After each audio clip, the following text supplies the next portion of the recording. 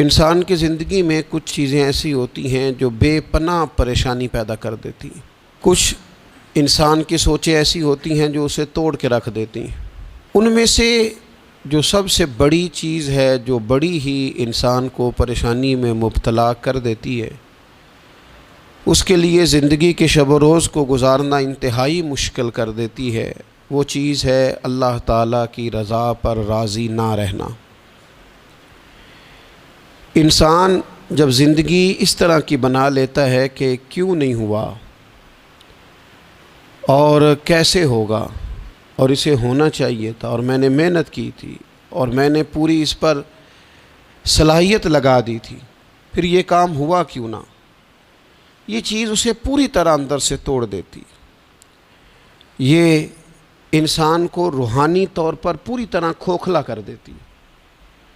اللہ تبارک و تعالیٰ کے بندے کی شان یہ ہوتی ہے کہ خوشی ہو، غمی ہو، راحت ہو، تکلیف ہو، نعمت ملے نہ ملے، الغرض ہر اچھی اور بری حالت پر وہ جو پوری طرح رب کی رضا پہ راضی رہتا ہے، اللہ تعالیٰ اسے سکون عطا فرما دیتا ہے۔ شکوہ نہ ہو، واویلا نہ ہو، شور نہ ہو، پورے طور پر جو بندہ رب کی رضا پہ راضی رہے، اس کے فیصلوں کو تسلیم کرے، ہر حال میں اللہ تبارک و تعالیٰ کی رضا پہ راضی رہے۔ ہاں ایک چیز ہے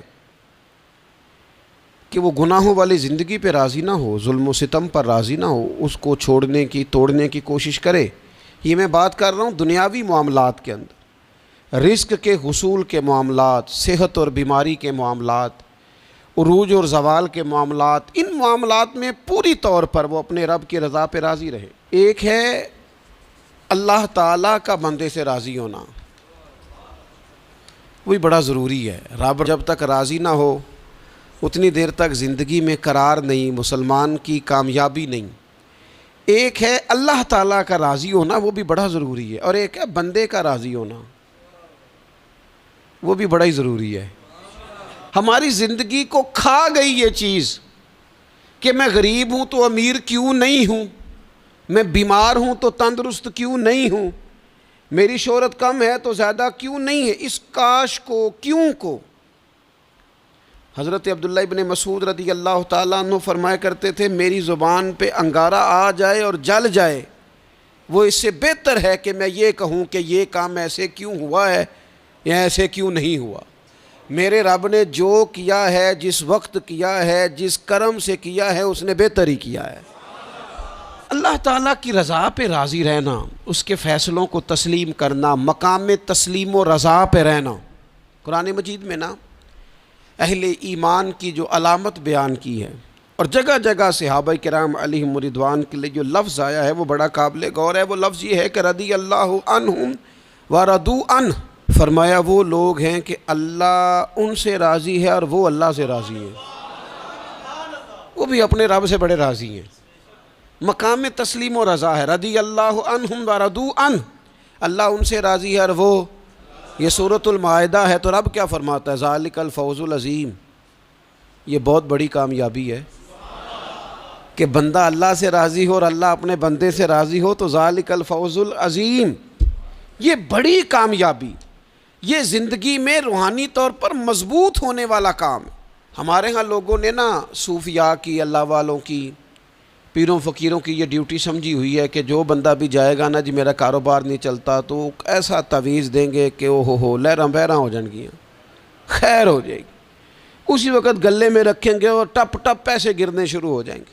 لوگ سمجھتے ہیں یہ ڈیوٹی ہے اللہ والوں کی، حالانکہ یہ کام بھی اللہ والے کریں گے، دعا کریں گے، لیکن رب کے بندے کی اصل ڈیوٹی تو یہ ہے کہ وہ بندے کو رب کی رضا پر جینے کا طریقہ بتائے، وہ اسے کہے کہ وصل اچھا ہے نہ فراق اچھا ہے، یار جس حال میں رکھے وہی حال اچھا ہے، یار جس حال میں رکھے وہی حال اچھا ہے، مارو مارو مینو مار مکاؤ، میں کوئی عذر نہ پیش لے آواں، تو جے سونا ہی میرے دکھ وچ راضی، جے سونا ہی میرے دکھ وچ راضی، تو پھر سکھ نو چلے ڈاواں۔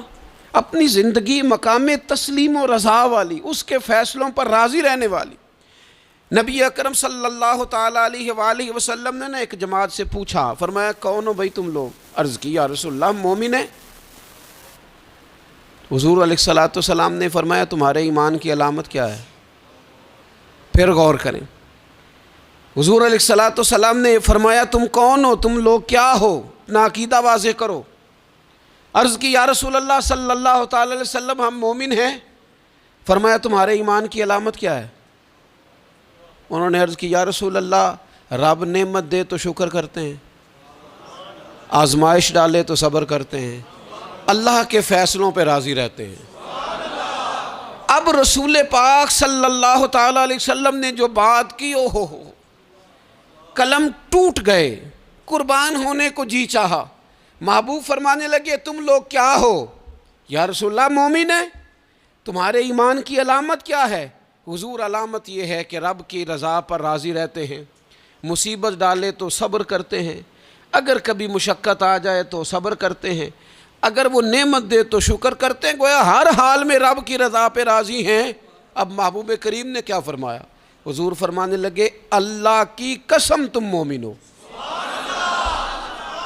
یہی تو علامت ہے مومن کی، اللہ کی قسم تم مومن ہو، تم صحیح معنوں میں مومن ہو۔ اللہ کی رضا پر راضی نہ رہنا اور ساری زندگی واویلا کرنا، فلاں چیز کیوں نہیں ملی، فلاں چیز کیوں نہیں ملی، یہ کیوں نہیں ہوا، وہ کیسے نہیں ہوا، یہ ایسے کیوں نہیں ہوا۔ وصل اچھا ہے نہ فراق اچھا ہے، محبوب جس حال میں رکھے وہی حال اچھا ہے۔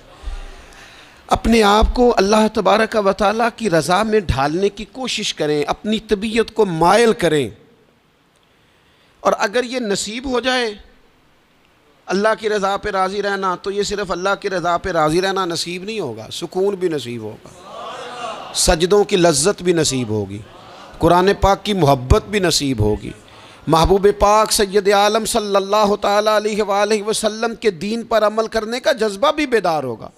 آپ یقین کریں زندگی خوشی خوشی گزر جائے گی، کوئی لمحہ تکلیف نہیں دے گا، کوئی بندہ تکلیف نہیں دے گا، کوئی آزمائش پریشان نہیں کرے گی، آنے والا کوئی دکھ بھی دکھ نہیں رہے گا۔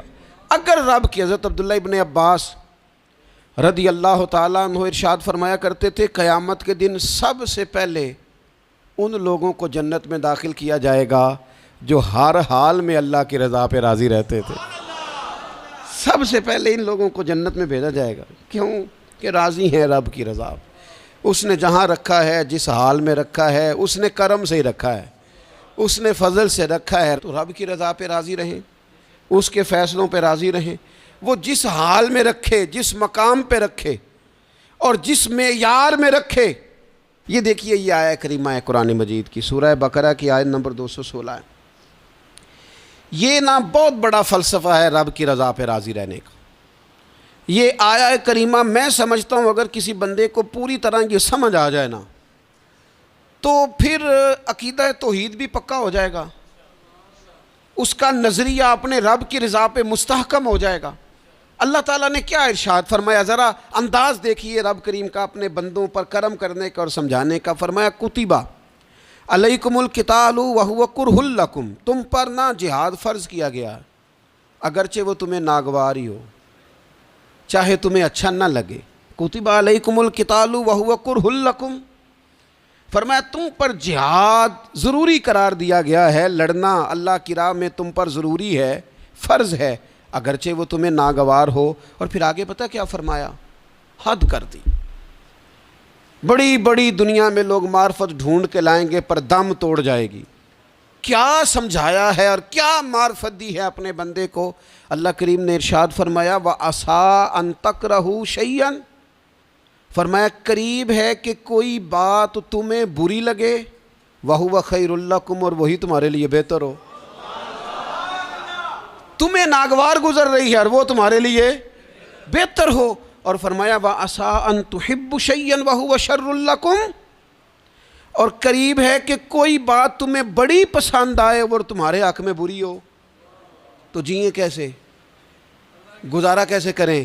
رب نے خود فرمایا گزارا اس طرح کرو کہ واللہ یعلم وانتم لا تعلمون، اللہ جانتا ہے تم نہیں جانتے، لہٰذا وہ جو تمہارے حق میں فیصلہ کرے اسے قبول کرو، جیو جیو اس طرح جیو، یہ جان کر جیو، اس کو پڑھ کر جیو، اس کو دل پر لکھ کے جیو کہ واللہ یعلم وانتم لا تعلمون، اللہ جانتا ہے تم جانتے نہیں ہو۔